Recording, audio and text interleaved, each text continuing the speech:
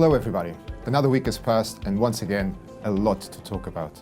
We'll start with what happened last Friday, the publication of the employment figures for the United States, the famous non-farm payrolls, which came up much better than most expected. So the actual result was 274,000 against an expected number of 160,000.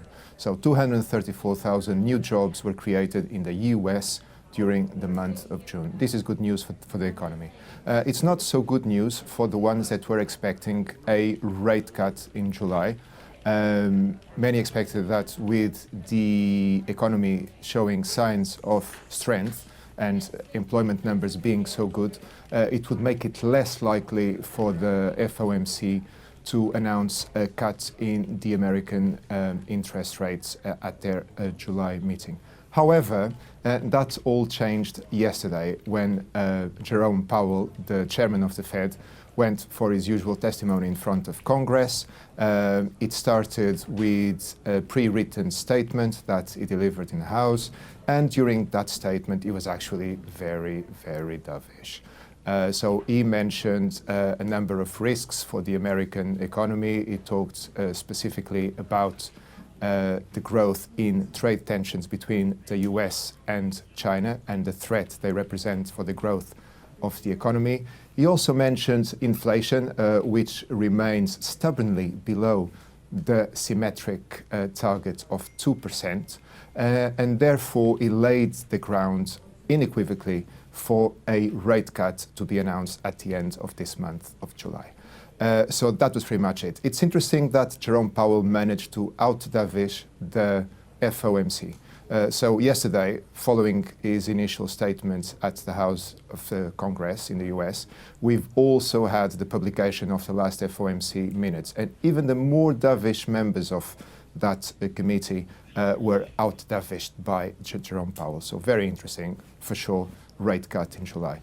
Consequence of this, dollar just lost massively against all other currencies, so big losses for the dollar, and of course, with investors looking for yield elsewhere, they turned into stocks, and the S&P yesterday, for the first time ever, passed through the barrier of 3,000 points. So exciting times for stocks traders.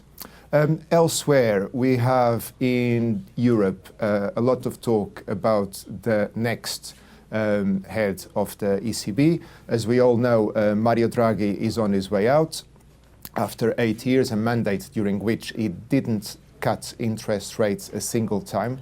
Extraordinary. And in the pipeline, due to replace him, is Christine Lagarde.